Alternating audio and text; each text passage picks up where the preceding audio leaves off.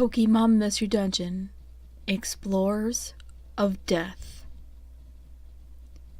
It was one of those normal Friday evenings. My dad and I were at the mall, strolling around and gazing at the vast collection of stores. I was gleefully munching on a frosted cookie I had convinced him to buy me for saying how much I loved him, and would only ask this one time.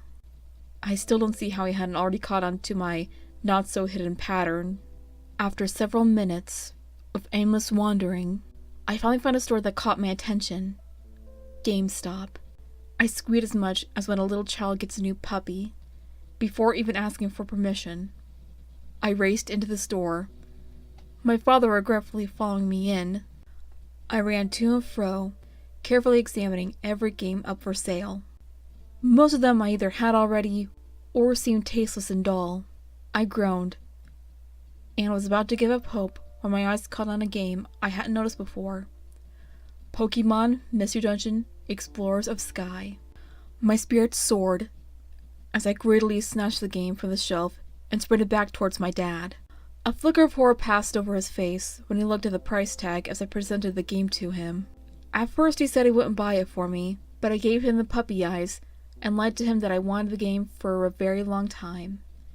Eventually he gave in, just as I knew he would. I grinned wildly as my dad bought the game.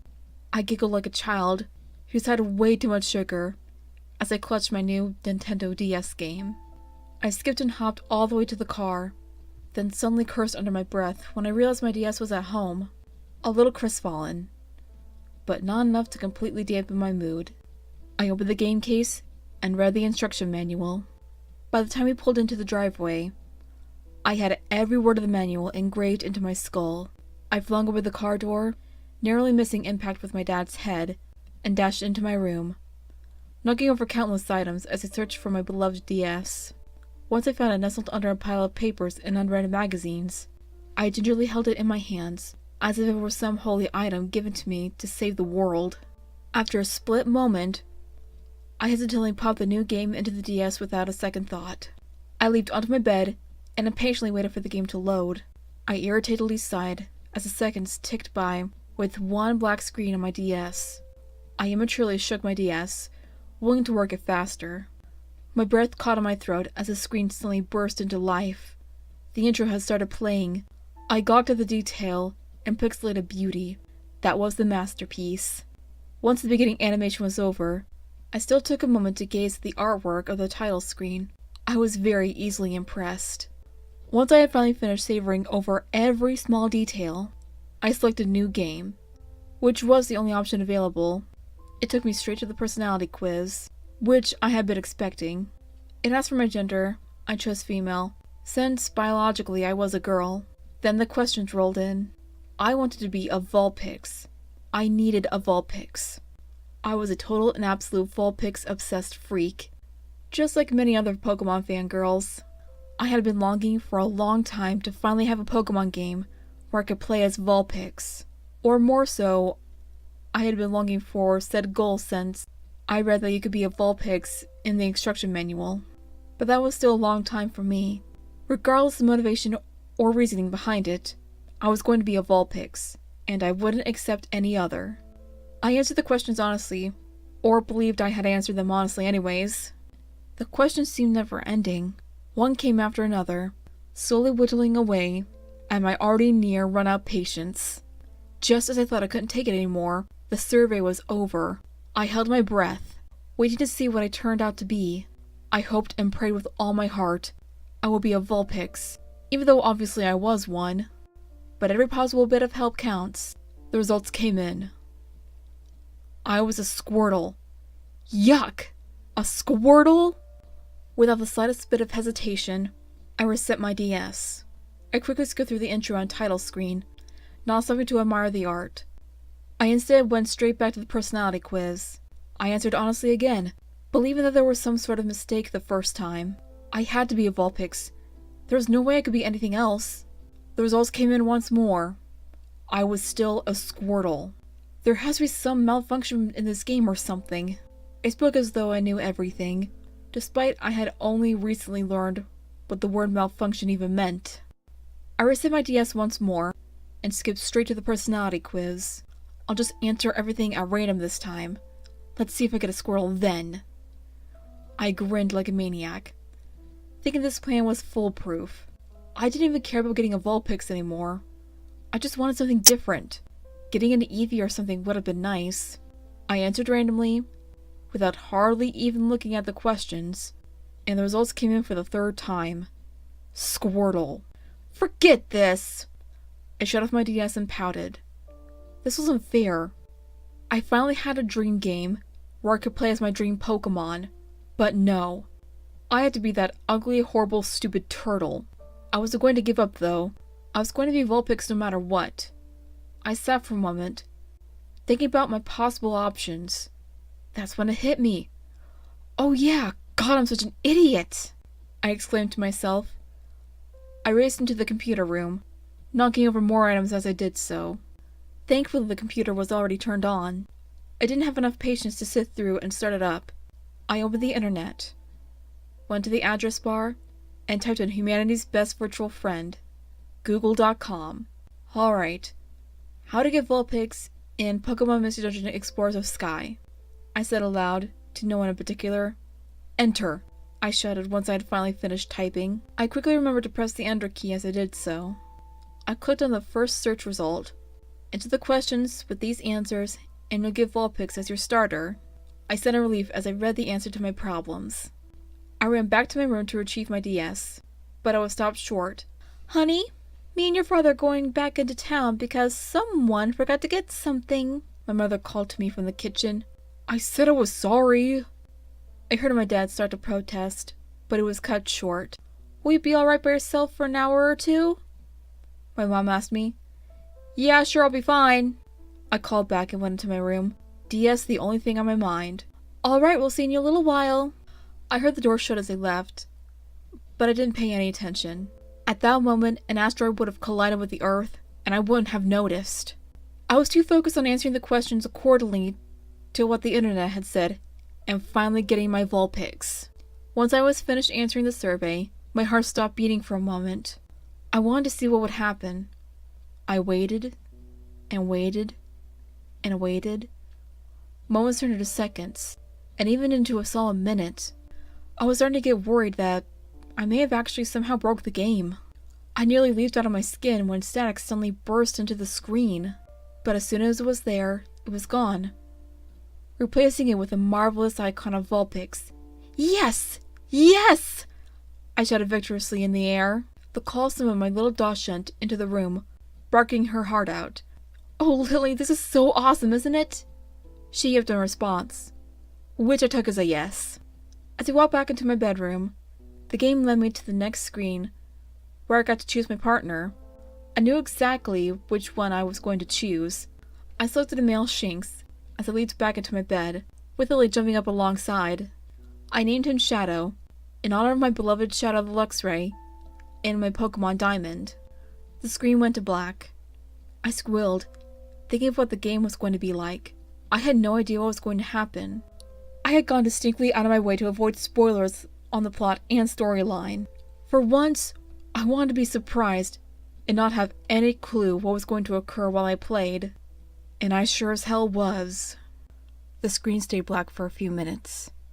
Then the static came back. Stupid old DS. I'm going to have to get my dad to get me a new one soon. After only a few minutes, the static was gone and the game started up. I squealed as the screen started to load. It was sunset, and my Vulpix was lying on a beach. I didn't think much of it, but my breath suddenly caught in my throat. She was lying in a pool of blood that was gradually growing larger. When I took a closer look, it looked like she had plenty of bruises and scratches. I didn't know how to react for a moment. I just kept staring at the screen in shock. Suddenly, I blurted out, "Yes! Pokemon is going up to the next level!" Ignoring the obvious red flags, I immediately got hyped up. I couldn't wait to see what the rest of the game was going to be like. A minute passed.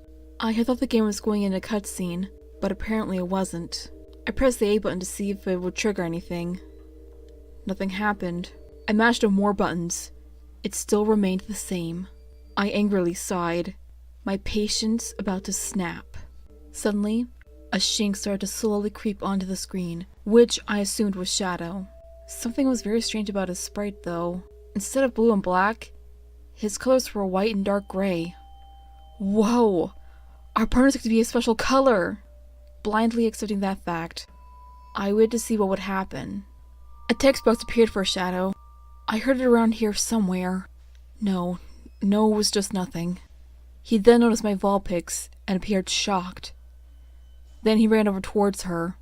It stayed that way for a few moments. Well, what is Shadow going to do? I pondered to myself.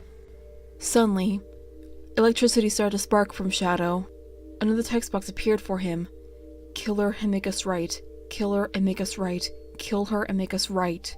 He kept repeating the same line over and over to himself as the electricity grew brighter. Death and blood in a Pokemon game? I thought to myself. Alright! Suddenly, Shadow stopped charging his attack and shook his head. A text box appeared once more. No, I can't kill her. I can't kill her. There has to be another way. Kill her and this will all be over with. But I can't. Kill her. He shook his head once more and started to drag my Vulpix off screen, leaving a trail of blood behind as it faded to black. Once the screen had loaded again, much faster than it had been doing, my Vulpix was alone in a dark cave. A campfire was in front of her, the only thing lighting the desolate room. She slowly stood up and stretched, but then winced in pain and fell back to the floor, shivering. Shadow walked into the room and walked over towards my Vulpix. He became shocked once he realized she was awake. A text box appeared for him. Lie down. Don't move. Don't speak. Don't make any sound. Breathe as quietly as possible. Be absolutely still, or you and me will both regret it. I said stop moving. My Vulpix immediately stopped shivering. Well, Shadow sure is mean, I thought. I'm sorry. Just please don't move. Please. Make us right. He shook his head. Tell me your name. Quietly whisper your name to me. Now. Please be someone else, be someone else, be someone else. A screen came up where I could type in my name. Finally, I muttered to myself. I typed in the name Mayra. I felt proud of myself for thinking of that name all by myself, even though I had probably heard it from somewhere else before, but I didn't really care. I selected enter, and the screen faded to black once more. Static suddenly burst back onto the screen. It stayed a little longer than it had before. Yep, definitely getting a new DS. It finally went away, and opened back to the cave. Mayra tilted her head towards Shadow, and slowly whispered her name to him. He leaped backwards, shocked. He quickly stopped and regained control of himself, and shook his head. I shouldn't have gotten my hopes up. It looked like the icon next to his text box had a tear on it. He stood there and just stared at Mayra for a few moments.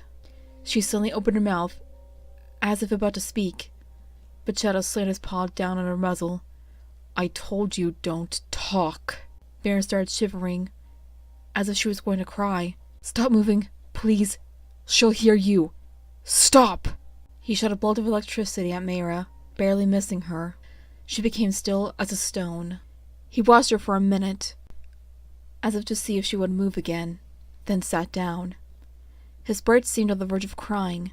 Listen to me. If you want to live, then listen. Make us right. He suddenly stood up. She heard. His icon looked worried, then changed to a slight relief. She doesn't know you're here, but she's suspicious. Stay here. I must talk to her. He walked away, but just as he was about to disappear off screen, he turned around. You better not move while I'm gone. He then exited the cave, which left my character all alone. I was afraid to press any buttons, afraid that I might accidentally make Mayra move. I was scared that something really bad might happen. Shadow seemed pretty serious about her not doing anything. I got really bored after a few minutes when nothing happened. I assumed that I was supposed to do something, but I didn't know what I could do without moving. Then I figured that I had to press the start button, since it was the only thing that I could do without moving. I selected the items option. I wanted to see if my Vulpix got to start out with anything. She had one item. Chains. I selected the info on them. You found these chains wrapped tightly around your neck.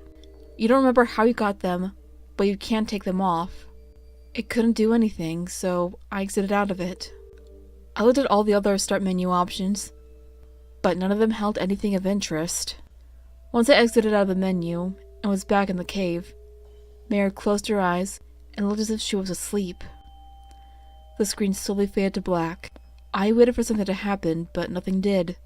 A text box suddenly appeared with no icon next to it. Greetings, love. Confused, I pressed the A button. Hey, you seem to be in a good mood. Quite. And you know very well why. I do? I assumed this was a conversation between two people, although I had no idea what they were talking about at all. Don't be daft. You know very well why. No, I don't. She's here. Can't you sense her presence? Oh, yeah, that. Yes, I've sensed her. You have been active lately.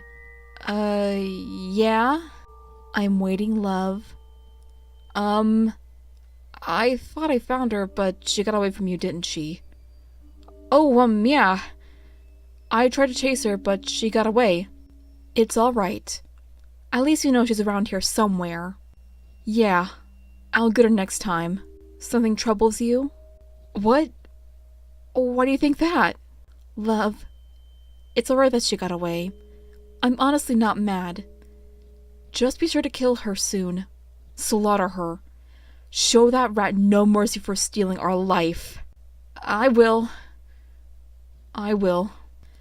This is just marvelous.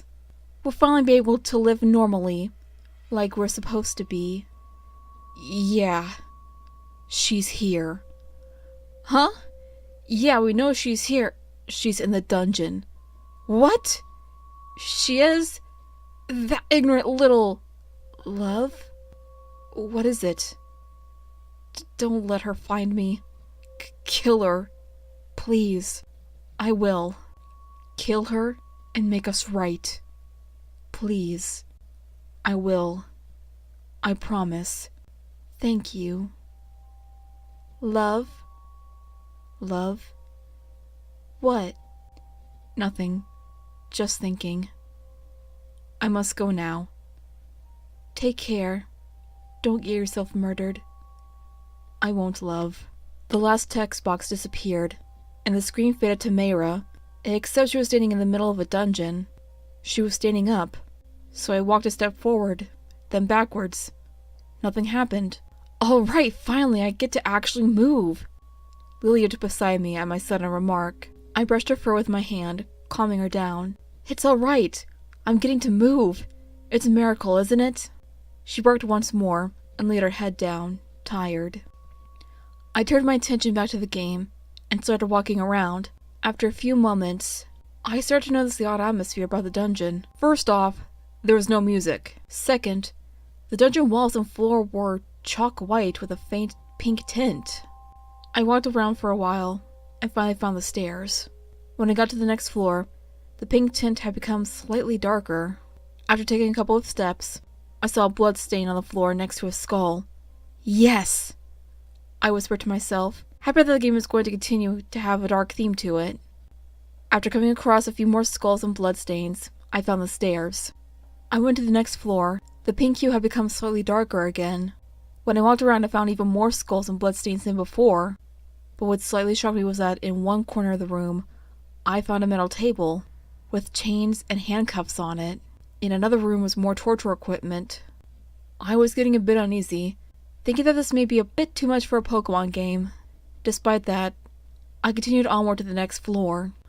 On this floor, the now stained pink hue was starting to turn into a pinkish gray. More bloodstains, skulls, and torture equipment. This time, though, a white and dark gray Rattata appeared after I had taken only a few steps. It looked as if it was limping. It looked shocked once it saw my Vulpix, and instantly turned savage. It slowly started walking towards her.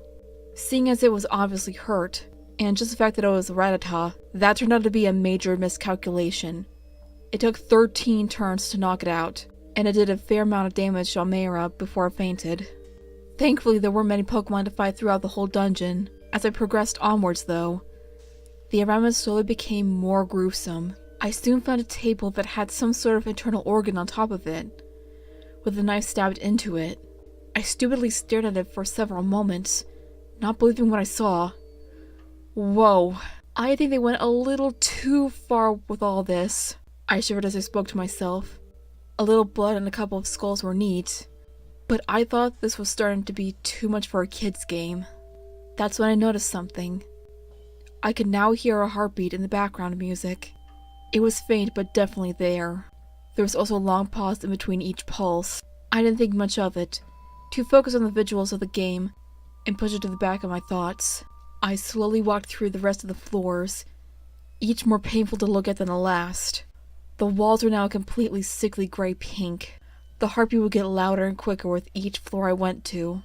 Pokemon corpses started to litter the floors. Skulls and skeletons with bits of flesh still clinging to them were abundant.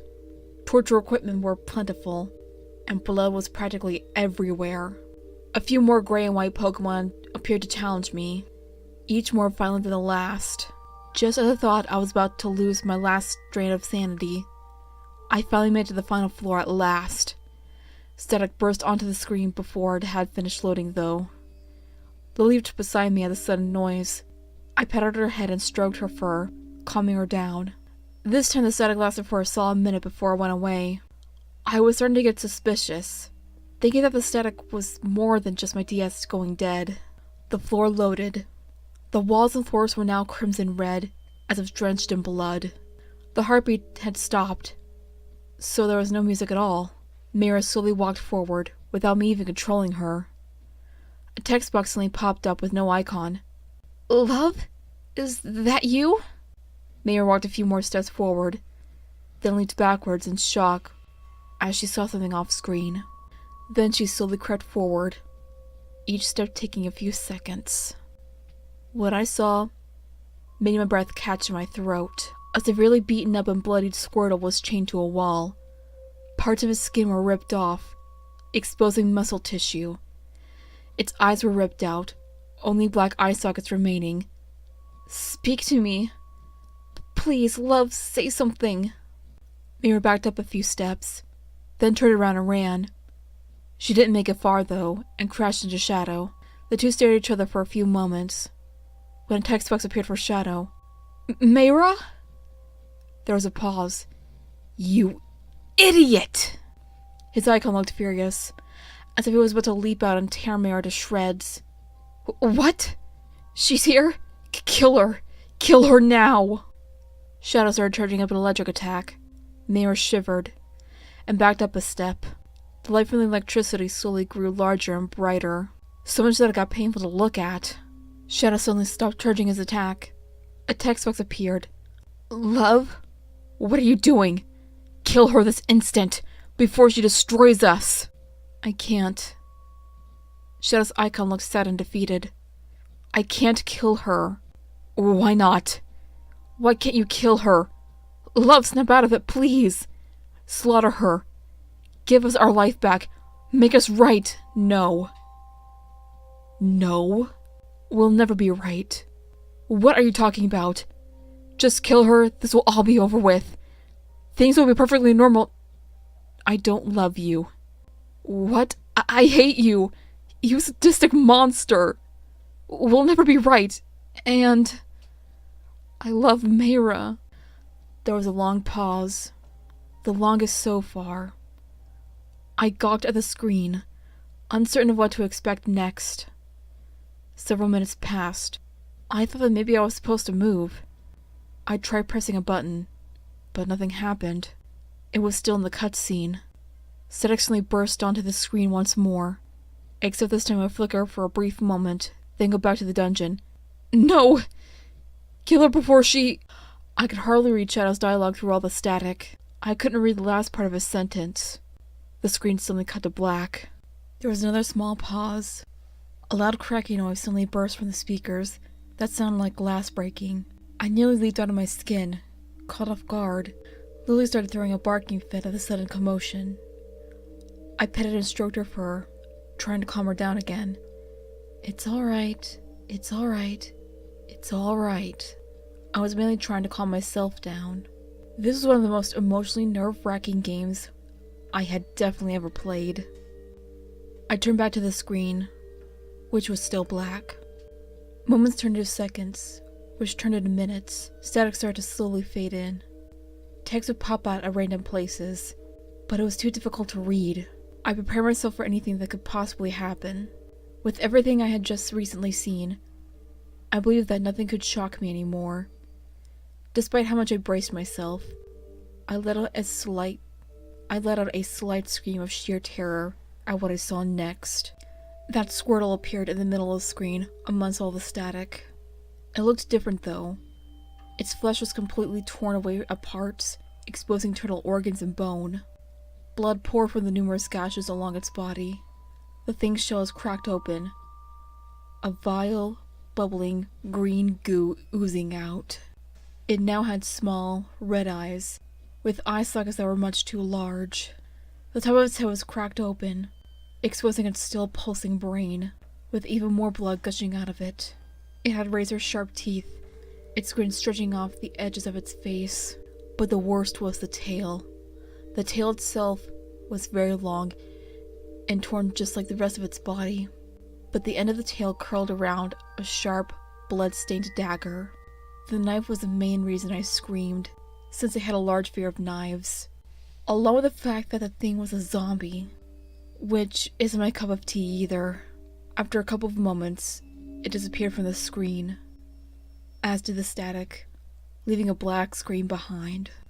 Lily leaped on top of me, yapping in my face while showering me in licks. Knowing that something was wrong, I pushed her off of me and started heavily breathing, trying to recover from what had just happened. I sighed deeply and glanced at my Dachshund. She was staring at me with that innocent, adorable face only a puppy could pull off. I gave her a pat on the head, and she licked my hand in response. Feeling a bit better, I returned to my game. Instead of seeing a black screen, May was standing inside of a black, gray cave with dead Pokemon corpses littered all on the ground. Everything was in shades of black, gray, and white, except for the bloodstains and Mayra. I was really starting to get sick of all this. That's when my brain clicked into motion. I don't have to deal with this crap. I pressed the power button, thinking all my problems were solved, but they were far from over. The game wouldn't turn off. I'm not finished with you yet. The text box appeared. I was now utterly freaked out and had no idea how to react. I could have just thrown the DS away, but something urged me to keep playing. I made Mayra take one step forward, and one of the supposedly dead Pokemon started shaking, and then rose. It looked like a zombie Meryl, and took a step towards Mayra. Another corpse rose. That was a Poochyena. Soon they were all rising and swarming around my poor little Vulpix. That should keep me busy for a while. It sure did. They went out in one hit, but there were so many of them, they were difficult to keep at bay. After countless minutes, the last zombie Pokemon fell, just as Mayra's HP hit at near zero. I ran Mayra out of that floor quickly before they could rise again. Instead of going to the next floor, the screen went to black, and text boxes appeared. Why are you doing this? I could ask you the same thing. Love. What did I do? Mayra did nothing to deserve this. She stole my life, my destiny. She replaced me, then stole you from me. She deserves every last bit of this torture. Maybe our destinies have changed. No, they didn't change. They were corrupted. I was going to be the hero, you my partner. But then she came and massacred it all. Maybe she was supposed to be the hero after all, and I was supposed to be the hero. I was supposed to go on adventures with you. But then she stole it all. But I wasn't going to give up that easily. You weren't supposed to give up that easily. You were supposed to kill her and set everything back on course. Everything would have been peaceful and normal. We could have been right. We can never be right. I hate you, but I love Mayra. You love something that doesn't exist. She isn't supposed to be here. She isn't supposed to be real. She isn't real. She's everything I'm not.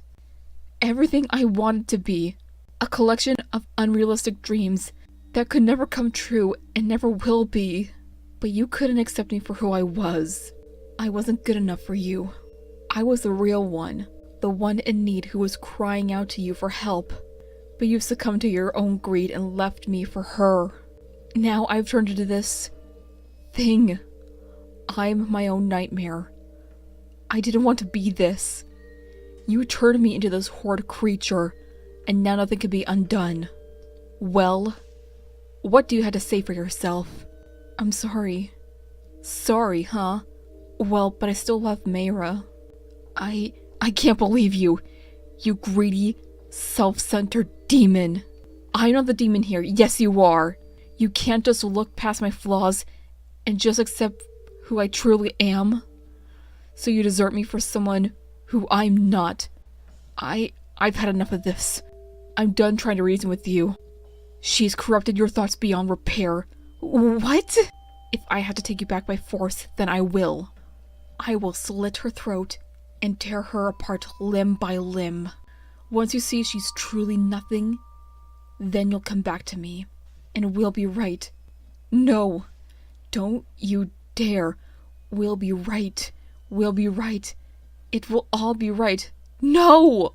There was static for a few seconds, then it disappeared. Once it had left, instead of the screen being black, like I was expecting, it actually went straight to Mayra standing on what appeared to be a large, solid white platform with a black background.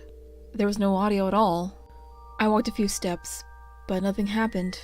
I pressed every button and looked through every option available, but nothing would occur. Several minutes passed and still nothing.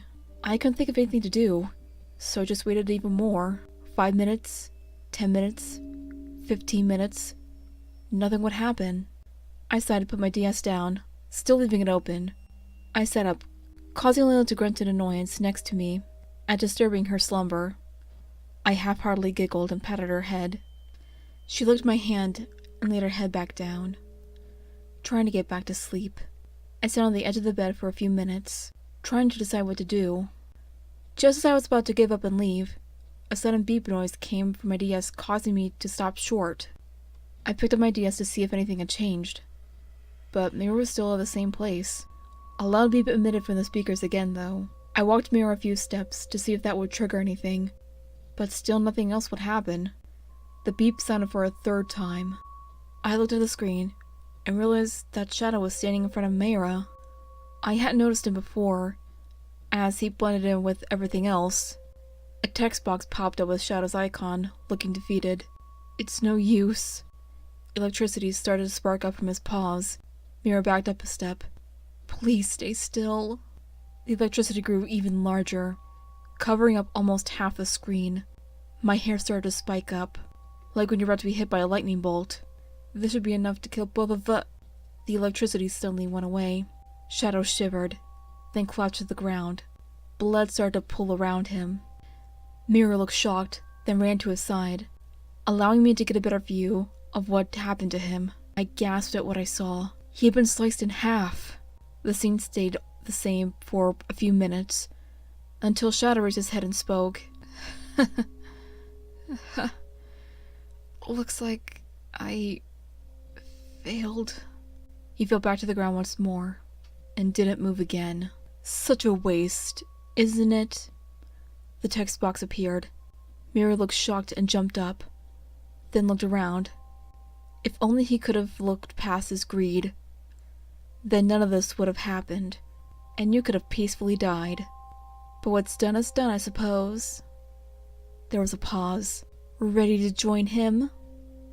Mayra's sprite shivered. There was a flash on the screen, then another, and another. Each time, Mayra was forced backwards, until she collapsed onto the ground.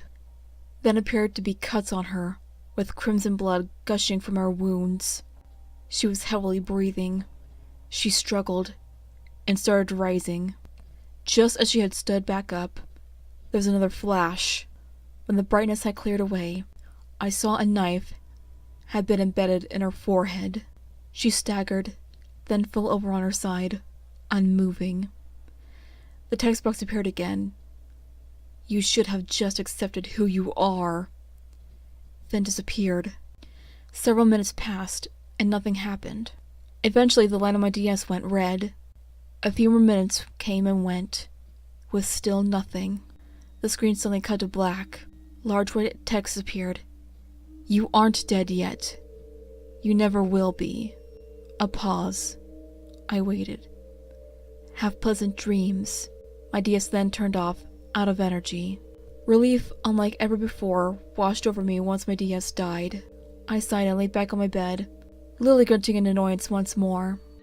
I laughed and ruffled her fur, causing her to moan agitatedly. I gave her a kiss on the forehead, then pulled my blanket over me. I was extremely tired and desperately needed a nap. I closed my eyes and soon fell into a deep slumber. I woke up in the middle of the night, screeching at the top of my lungs. After a solid minute of screaming, I started to get a hold of myself. I was breathing heavily, shaking violently. Sweat was pouring off my forehead, and I felt a deep fear I had never experienced before. I swallowed, gasped for air, and started to calm down. I sat on my bed for a few minutes, trying to collect myself. Eventually, my breathing went back to normal, and I stopped sweating. A little while longer, I was done shivering. But the fear never went away. I tried to think about what nightmare I just had, but once I thought about it, I couldn't remember. Whatever it was, it must have been something very horrid to cause me to wake up screaming. I decided it would be best not to remember what had happened. I waited a while longer, hoping the unreasonable horror would leave, but no matter how much I told myself everything was alright, and that it was all just a bad dream, a feeling that something wasn't right would never stop pestering me. I sighed and shook my head, then laid back down. I closed my eyes and waited for the dream world to come rushing back to me, and before I would know it, I'd be waking up to the smell of breakfast, sunlight would be pouring in my window, and everything would be alright. But that didn't happen. I laid there for a couple of minutes, half an hour. No matter how long I laid there, I couldn't get back to sleep. If anything, I was becoming more awake, and the sense of fear growing larger. I agitatedly sighed and sat up. I started to get out of the bed, but the nagging horror made me stay. Something told me that I didn't want to go outside my room. I slapped myself and stood up. I stretched, jumped up and down, trying to get myself active. No matter what I did, I still felt anxious. This is just stupid. Everything is alright. I told myself out loud to try and calm myself down, but then I wished I hadn't. It felt like someone might have heard me if I spoke out loud. I shook my head, thinking it was all just nothing, and walked out of my room. I headed for the kitchen, not really sure of what to do. I realized something was odd as I walked through the living room, though. Why didn't my parents wake up when I screamed? They should have been home by now. And where's Lily? None of my family was anywhere to be seen, and everything seemed darker than normal. When I actually made it into the kitchen, I was feeling very lightheaded. My steps were uneven. I felt like I was about to collapse on the ground. I sat down on a chair on the table, my breathing irregular. I was getting dizzy, and my vision was blurry. I shook my head to try and clear it away, but it wouldn't. Drip.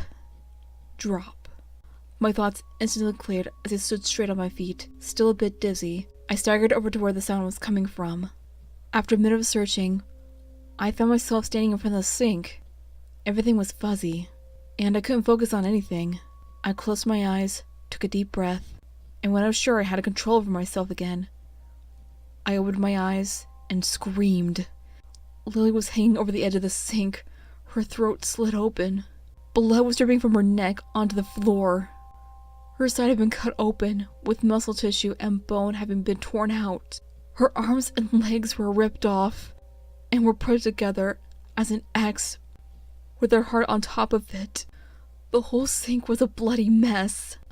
My screeching was cut short, as something pierced into my back. I stood there, frozen.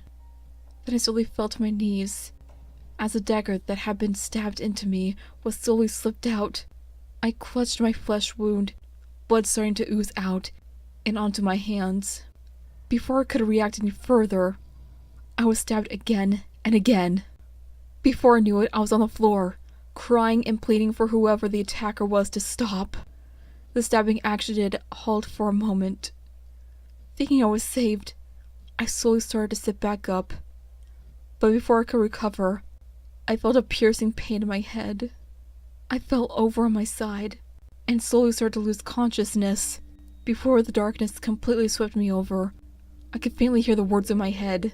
You should have accepted who you are. I saw a bright white light. I reached out for it, calling for it. It grew brighter and brighter, then slowly started to fade away. Tears started streaming down my face, and I screamed for it, flailing, trying to run towards it. But I kept getting farther and farther, and soon darkness swallowed it whole. In vain, I reached my arm out, hoping it would come back, but it didn't. I woke up in the middle of the night, screeching at the top of my lungs. My thoughts were scattered, and I couldn't think straight. A wild sense of fear was spread all throughout me. I was breathing heavily and sweating. After a couple of minutes, I started to calm down. I swallowed, then tried to focus on what was going on. I assumed that I just had a nightmare. I tried to remember what it was, but nothing would come back to me. It must have been really horrid to have caused me to wake up screaming. So I decided it was best not to remember it. I eventually stopped sweating, and my breathing went back to normal. A few more minutes, and I stopped shivering too. But that awful sense of horror wouldn't leave. And that, my little pups, was Pokemon Explorers of Death version 2. My final thoughts on the story? In my personal and best opinion, I kind of like the original a little bit better. Like the first one. I'll link both versions in the description below if you want to check them out. But I think this one had a bit more detail of what was going on. And this was made back in the 2010s, early 2010s to be more specific. So I still think it was good. Well, to me anyways. Plus, it's definitely one of the Pokemon Creepypasta classics, or PokePasta classics, along with Pokemon Dead Channel, Tommy Boy, Nasty Plot, Lost Silver, etc. And I know it has a lot of cliches here and there, but I really do like it actually. It is one of my all-time favorite creepypastas, and I think you probably know what my first one is. Like my first favorite PokePasta, Jessica. But regardless, I still like it either way. But again, the blood cliches, the gore cliches, I can easily get past that. I can easily get past it since it is technically a PokePasta classic. Overall, I give this PokePasta 7.5 out of 10. Again, I know the cliches are old and outdated and whatnot, with the gore and the blood and the violence and the murders and whatnot. But hey, I still like it, and it is definitely an all-time classic. I hope you puppies like this spoopy little creepypasta, and I will see you next time. Stay awesome, stay strong, and stay beautiful little puppies, and sweet dreams.